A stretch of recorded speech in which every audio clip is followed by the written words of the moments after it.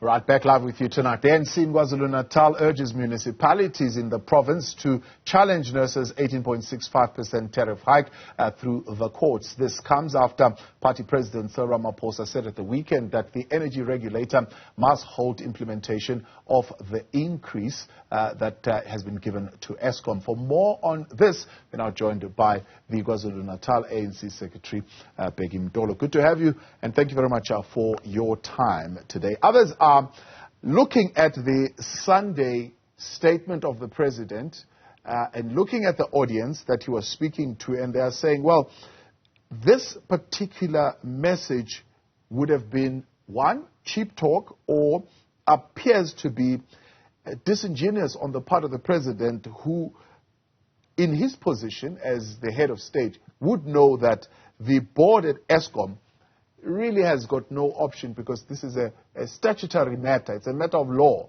that this is what Nersa has given them, and therefore they should implement it. Yet in your statement, you're saying that the PEC is having a firm view that the president is correct, and they support this view of the president that Eskom must not implement this 18.65%. Talk to me about how you are seeing this happening in terms of the law. No, thanks very much, and greetings to your viewers. I wonder which law have those people read. I would like them to bring us to a particular section of that particular Act of Parliament. There's no law that forces increase of any commodity. Eskom went to Nersa and said they want 32% increase. Then Nersa gave them 18.65%. So you can increase with 18.65%. But there's no law that they are forced to increase electricity. The discretion is on Eskom. It can decide to say, okay, we have got 18.65% increase. But as a company, we are deciding to use other avenues to cover the shortfall. To generate electricity. There is no law. There is no such a law. Yeah. They got this tendency of misleading South Africans because they think everybody does not read. There is no such a law. So the chairperson of Eskom goes to Parliament. In fact, he was not in Parliament, but he was holding interviews and briefing the nation on this. He is the one particularly who's saying, well, this Eskom tariff hike is a matter of statutory arrangements. So it's in the law. If we are to cushion South Africans, we will have to look in the law where it would happen. But it's not something that Eskom can just willy-nilly decide on its own not to implement. No, it's lying. It's lying because Nersa doesn't go to Eskom and say, Eskom, there's a law that you must increase electricity. Come to me and demand electricity. It is Eskom that goes to. What the arrangement, legal arrangement or framework says is that Eskom can't just increase tariffs willy-nilly. They must go to electricity regulator of South Africa to request it to determine the increase. But there's no law that they are forced to increase the electricity. Then when they go to Nersa and Nersa gives them, but they still hold the discretion to they either increase or not increase. Then he was misleading South Africans. Is lying. There's no such a thing. Also, it's not true that President was cheap talk. I don't know what real people. I think President Ramaphosa is one of the unluckiest presidents after 1994, because people say President Ramaphosa was elected by the people of South Africa. When the people of South Africa, business, people from rural areas, people from townships, workers, middle strata say, President, we can't afford this 18.65% increase. You know, the issue of standard of living is rising. You know that fuel prices has been increasing. We can't afford.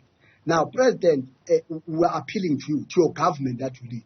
Then when the President responds and say, Eskom, consider not postponing this increase. People, they say President is speaking cheap talk. What is it that they want President to do?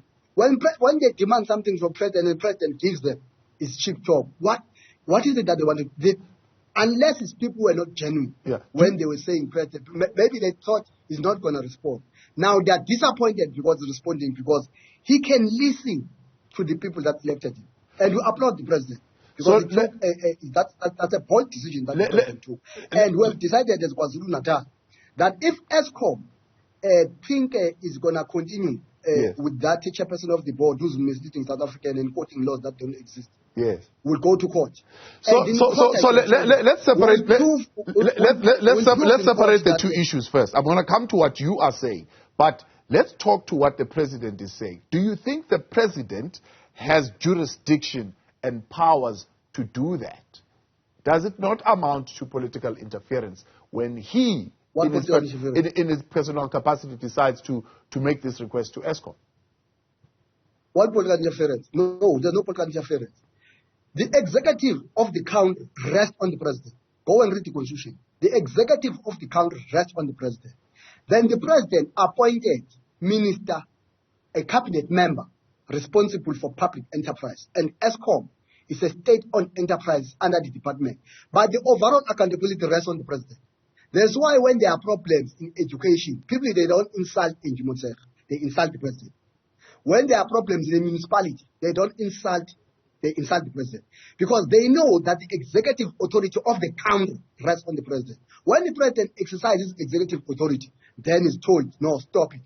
Because they don't want the president to exercise his power, because they want the president to be vulnerable and seen as a useless president who can't do his job. When he's doing his job, he's told, there's no political interference. Because he didn't say, president didn't say, I'm announcing that electricity tariffs are not going to be. It didn't say that. He said, Eskom board, consider postponing, not even not doing it, postponing the implementation.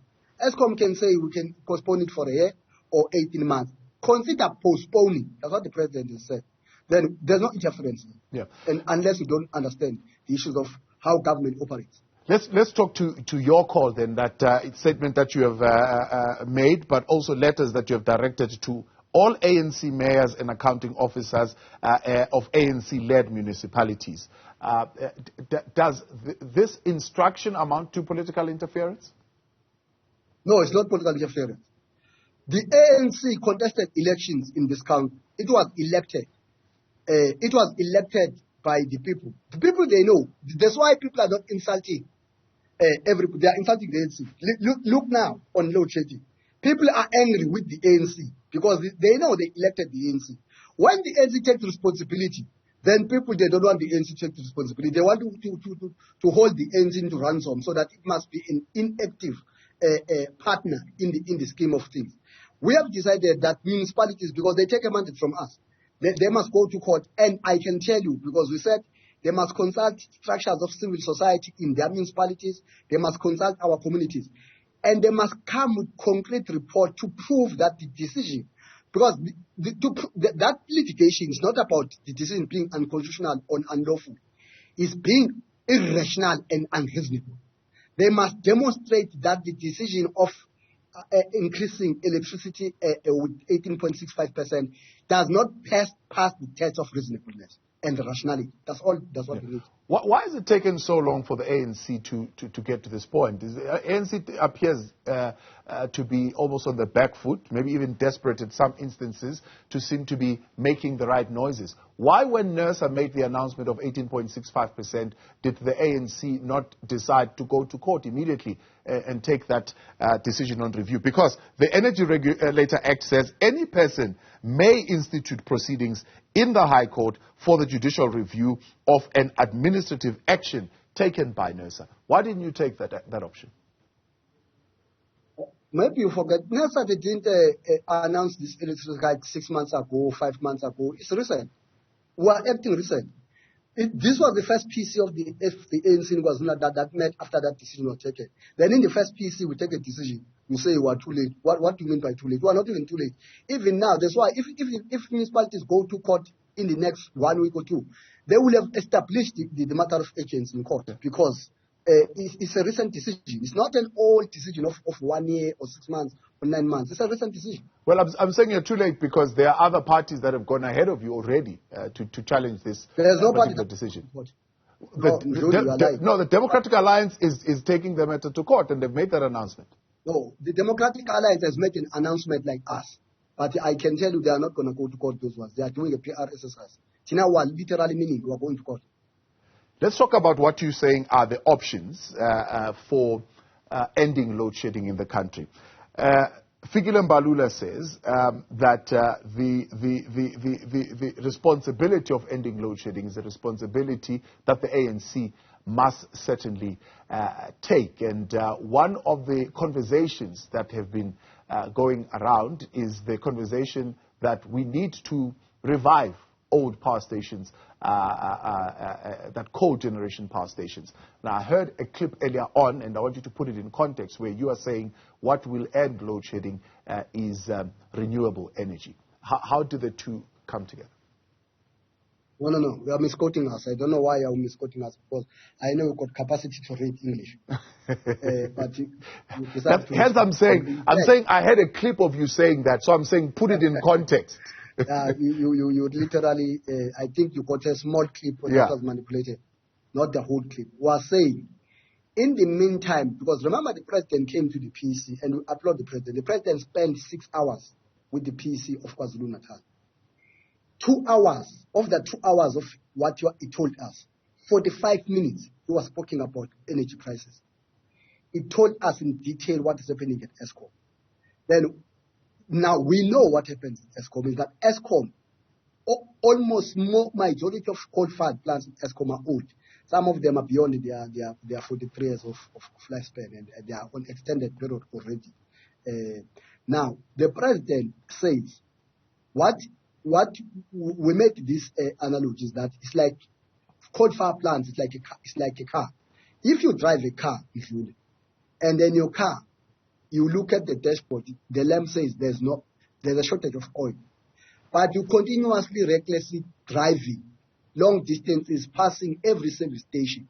Eventually the car will break down. When the car breaks down, it will inconvenience you, because you will have no mode of transport on the spot. You must organize and immediate. But in the process is that it will take time to fix the car. But it will cost you to fix the car, because this is a damaged engine. Now, what happens at Eskom is that we must allow these coal-fired plants to be put on maintenance. Certain units, like the president told us that there's a unit in Quebec that has been taken to maintenance. Some of these units, they got something called lead material. By lead material is that you order, you put 50% deposit, then the manufacturer start to manufacture based on order and deposit. Some of them, they take 8 months or 6 months, and then you come back, filter it, test it. It's not an easy process. Then President said that there may be a possibility that the country should be told that you will be kept at least on an affordable, acceptable stage 2 load shedding, maybe for 12 months or 18 months. And all coal-fired plants are maintained, and they come back, so that you can know that they are guaranteed. They will run up to 10 years or so. Then you bring back to normal. Other than doing this thing on piecemeal, you don't have load shedding for 3 weeks. 3 weeks is load shedding. Stage 8 is stage 6 is stage 4 is stage 3. Let's just be honest. And I think that's what the president have done. I think we applaud the president, because it was bold. I think the president's only fault share is an honest man. An honest man with integrity, with reputation, who speak the truth.